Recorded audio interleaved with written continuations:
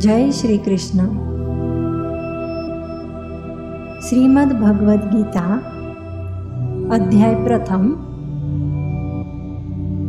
पांडवों ने 12 वर्ष का वनवास और 1 वर्ष का अज्ञातवास समाप्त होने पर जब प्रतिज्ञा के अनुसार अपना आधा राज्य मांगा, तब दुर्योधन ने आधा राज्य तो क्या, तीखी सुई की नोक जितनी जमीन भी बिना युद्ध के देने स्वीकार नहीं की।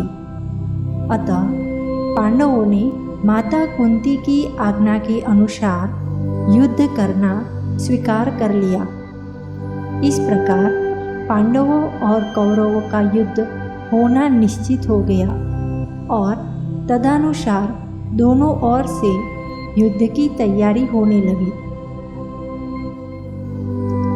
महर्षि वेद व्यास जी का धृतराष्ट्र पर बहुत स्नेह था। उस स्नेह के कारण उन्होंने धृतराष्ट्र के पास आकर कहा कि युद्ध होना और उसमें क्षत्रियों का महान संहार होना, इसे कोई टाल नहीं सकता। यदि तुम युद्ध देखना चाहते हो तो मैं तुम्हें दिव्य दृष्टि दे सकता हूँ, जिससे तुम यहीं बैठे बैठे युद्ध को अच्छी तरह से देख सकते हो। इस पर धृतराष्ट्र ने कहा कि मैं जन्म भर अंधा रहा, अब अपने कुल के संहार को मैं देखना नहीं चाहता, परंतु युद्ध कैसे हो रहा है यह समाचार जरूर सुनना चाहता हूँ। तब व्यास जी ने कहा कि मैं संजय को दिव्य दृष्टि देता हूँ, जिससे यह संपूर्ण युद्ध को, संपूर्ण घटनाओं को, सैनिकों के मन में आई हुई बातों को भी जान लेगा, सुन लेगा, देख लेगा और सब बातें तुम्हें सुना भी देगा। ऐसा कहकर व्यास जी ने संजय को दिव्य दृष्टि प्रदान की। निश्चित समय के अनुसार कुरुक्षेत्र में युद्ध आरंभ हुआ। 10 दिन तक संजय युद्ध स्थल में ही रहे। जब पितामह भीष्म बाणों के द्वारा रथ से गिरा दिए गए, तब संजय ने हस्तिनापुर में, जहाँ धृतराष्ट्र विराजमान थे, आकर धृतराष्ट्र को यह समाचार सुनाया। इस समाचार को सुनकर धृतराष्ट्र को बड़ा दुख हुआ और वे विलाप करने लगे। फिर उन्होंने संजय से युद्ध का सारा वृत्तांत सुनाने के लिए कहा। श्रीमद् भगवद गीता का अध्याय प्रथम का प्रथम श्लोक। धृतराष्ट्र बोले, हे संजय, धर्मभूमि कुरुक्षेत्र में इकट्ठे हुए युद्ध की इच्छा वाले मेरे और पांडु के पुत्रों ने भी क्या किया। इस श्लोक में धर्म क्षेत्र कुरुक्षेत्र, यानी कि कुरुक्षेत्र में देवताओं ने यज्ञ किया था। राजा कुरु ने भी यहाँ तपस्या की थी। यज्ञादि धर्ममय कार्य होने से तथा राजा कुरु की तपस्या भूमि होने से इसको धर्मभूमि कुरुक्षेत्र कहा गया है।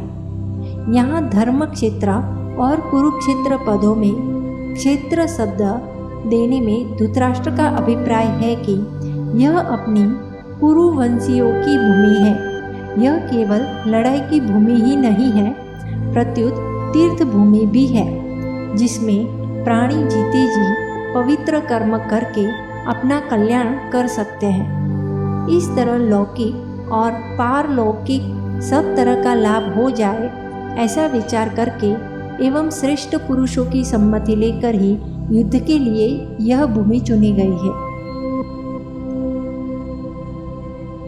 संसार में प्रायः 3 बातों को लेकर लड़ाई होती है: भूमि, धन और स्त्री।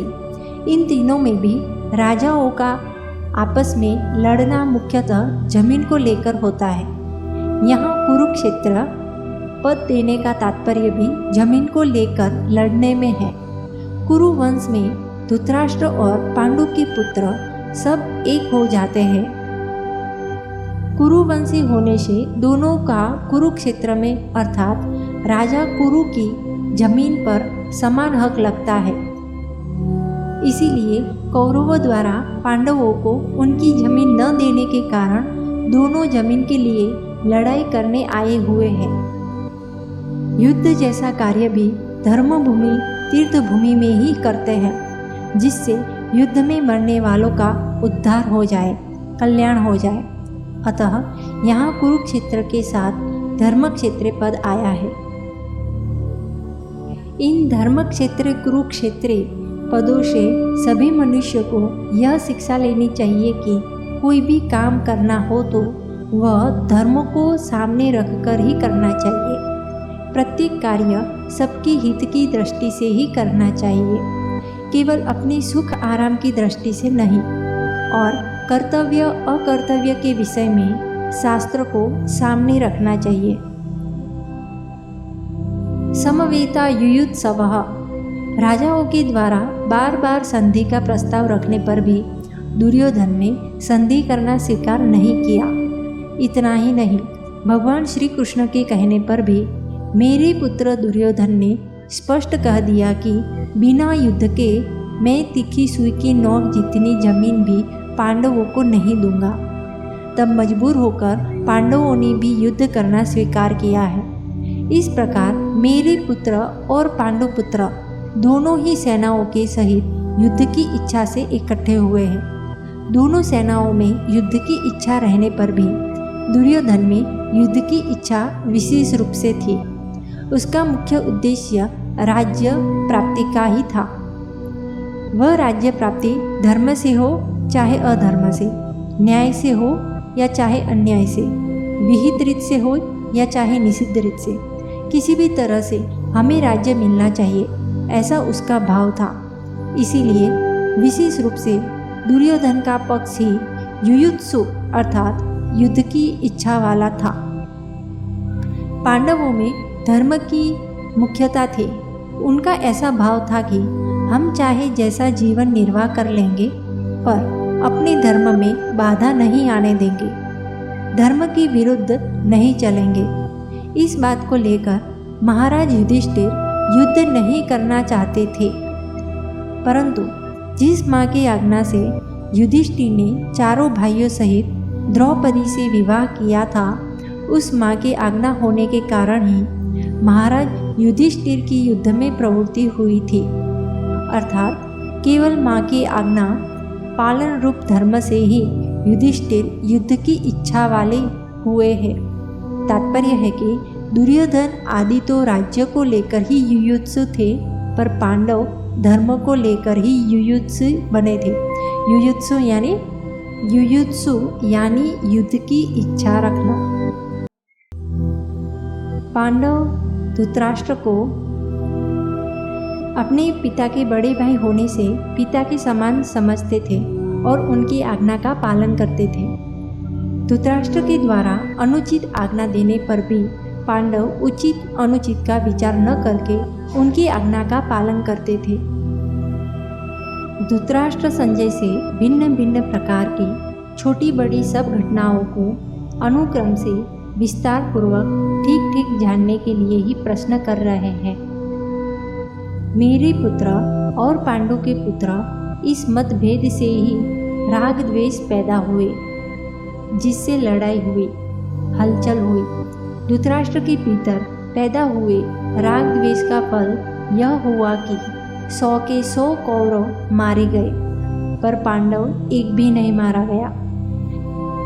जैसे दही भिगोते हैं तो उसमें हलचल पैदा होती है, जिससे मक्खन निकलता है, ऐसे ही मामकाः और पांडवाः यानी कि मेरे और पांडु, कहने का मतलब मेरे पुत्र और पांडु के पुत्र।